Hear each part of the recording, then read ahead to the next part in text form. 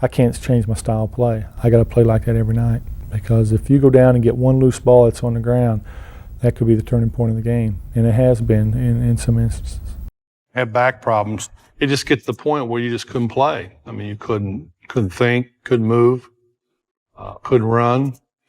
You know, if you can't feel your feet, it's hard to run. But just before he was about to announce his retirement, a longtime rival asked him to lace up his sneakers one last time. But this time, it would be on the same team in what many people have called the greatest team ever assembled, the 1992 Dream Team. Larry was on the fence because of his back, so I said, man, LB, you got to play, man. You got to play. This is our last chance to be together. He said, Magic, my back is hurting. I said, Larry, you don't have to play 30 minutes a game. You can just play 10 minutes a game. He said, all right, I'll play. I said, all I want to do is come down and do a no-look pass to you, and you shoot a three-pointer. We both going to be very happy. My Magic that time, making the defensive rotation, forcing him to put it on the floor. Bird for three. Yes! His third from downtown. I just want to say this is just a small step to what our goal really is, to get to Barcelona, win the gold medal, and bring it back where it's supposed to be. Thank you. What may well be the best basketball team ever assembled. And here they are, moments away from their international debut. In the white uniform, Magic Johnson controls the tip. Here's Larry Bird banking in, goes to the fadeaway. A come-from-behind effort against Canada. Bird for three. Larry Bird hitting his second from downtown. He has 10 points. In the second half, Bird is wide open. That's a... And even on the brink of retirement, Larry Bird still had a little something left in the tank. The crowd start cheering, Larry, Larry, Larry.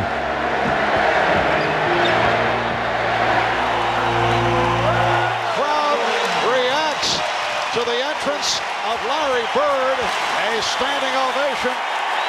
Get open look in transition. Magic with the pass that misfired. Jordan with the behind-the-back save. Here's Bird. Yes. And you just knew that Larry Bird was not going to miss that shot after the great save by Michael Jordan. I'm going to send a message around the world today that y'all can give it up.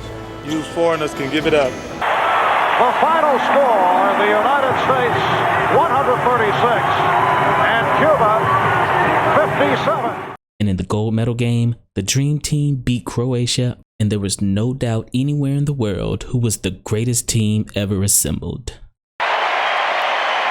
They won their games by an average margin of 40-plus points. A conclusion to their 2 weeks in Barcelona. This group may well be the greatest team ever assembled in the history of team sports. However, as our old legends age out of the game, there will always be some newcomers to come challenge the throne. And in 1992, that newcomer was Rodney Rogers. And the shot comes up. Oh, my goodness! Rodney Rogers! That may be the best I've seen all season. You brought up Rodney Rogers, and when I was asked about Zion, I said, you know, for some reason, I see a little bit of Rodney Rogers in Zion Williamson. You know, they were big, athletic guys who were mobile. Do you see Rodney Rogers in Zion? I do see Rodney Rogers. It makes so much sense now that you said it like that. But Rodney Rogers could shoot better. I had never seen a guy like that strong. I mean, I knew what Country Strong was after I played against him and Corliss Williamson, those guys like that, I mean, maybe never lifted a weight, but could push a car out the way if they needed to. And so with him, yeah, I definitely think Rodney Rogers would be a great comparison for that. And when Rodney Rogers was selected as one of the 8 best college players in 1992 to go scrimmage against the Dream Team, Larry Bird gave Rodney Rogers his welcome to the league moment. But you missed Bird by a couple of years, I think, didn't you? I missed him by 1 year, but I got to play against him in the Dream Team and to be able to practice with him, see how he worked out, see how he shot, see the junk that he talked constantly. The best was my man Rodney Rogers, strong, fast, quick, athletic, and Bird just set him up in a corner. They someone drives to the corner, Stockton, pass out the Bird, and here you see Rodney Rogers take a full sprint.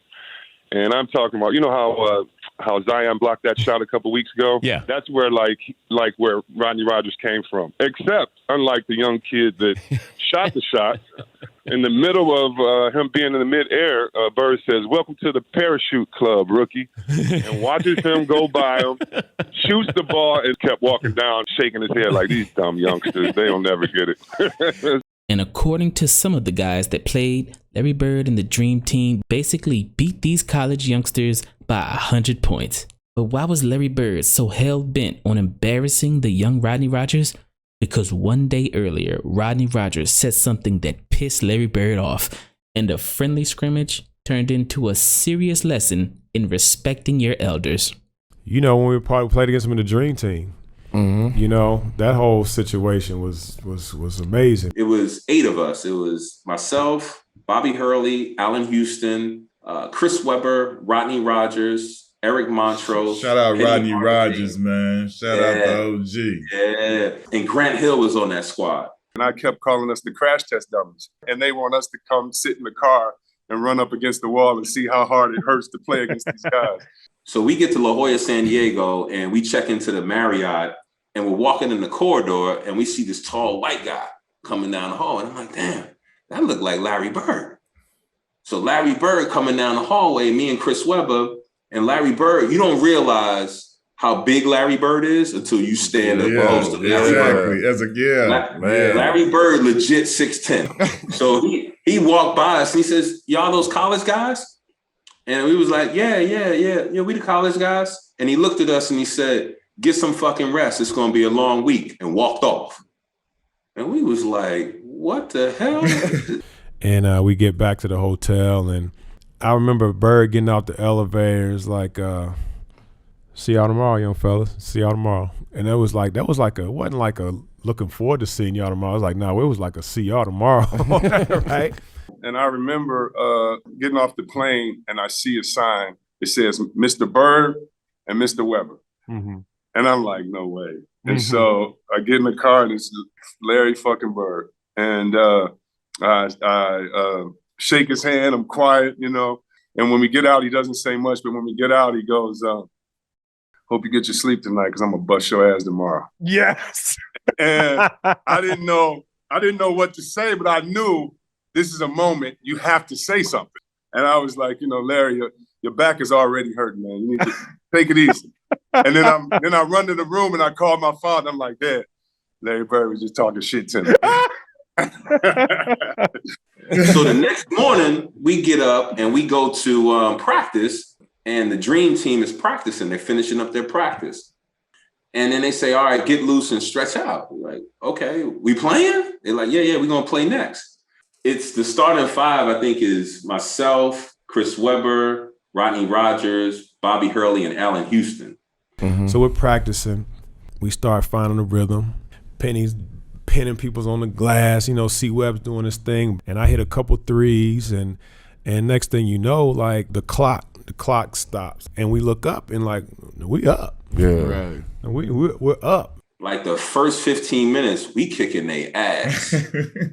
we running them all out. Bobby Hurley in the lane, killing John Stockton. I did have some success penetrating and collapsing the defense, and our energy, our excitement to play, all those things played in our favor. What we were doing that day, they couldn't stop it. It felt tremendous. I don't know if there was ever a more pure or better basketball day for myself or for any of those guys, because we were in a dream playing against our heroes, and we did beat them that first practice. And then something happened. We're sitting there, and we get back to the hotel. Rodney Rogers says something to, it's a group of them. It's Larry Bird, Magic Johnson, and everybody's shooting the shit. And Rodney Rogers said, "Hey, Larry, you ain't hit a jumper since '84. And we ain't think none of it. The next day we came in, that's when the thing came out that Chuck Daly let us win. There are kids who believe in Santa Claus too, and the Easter Bunny, and now that they've grown up, I hate to burst their bubble, but it was a game thrown. Chuck threw the game. If you look how he subbed guys in, not picking up, not making any adjustments, he knew what he was doing. I love Coach K. That's come on, man. That's BS. They had Chris Mullin, a better shooter than anyone that we had. We really beat him that day. But the next day, it's been the only time in my life I've been in a scrimmage and my team did not score in the whole quarter. Man, the next day it was different. They went extra hard. It was different that day. Yeah, you could tell that, they were like, "Come on now, we're gonna let y'all know who we really are." We showed them why we are who we are. We pretty much beat them by 100. They couldn't score. They were smacking the floor, talking shit to us like it was a championship game. Magic Johnson fed Larry Bird the ball probably about 8 times in a row down court. Larry Bird got the ball on Rodney Rogers, and every time he was about to make a move, he told him what he was going to do. One dribble, pull up, going left, off glass. One dribble, going right, spin, shot, bucket. He scored 9 times or 8 times in a row, left the court to go lay down because he couldn't sit on a bench. Right, he had to lay down that. because Exactly. of his back. And said, "Young fella, look like 84, huh?" Last time he made it. Yeah. So I'm sitting there and I'm like, wow. I said, so that's they kicked our ass for the rest of the week. And It said the rest of the week, guys. They ain't play with you. Nah, they ain't play with us the rest of the week. And this one I was like, this is a different breed. These dumb youngsters, they don't never get it.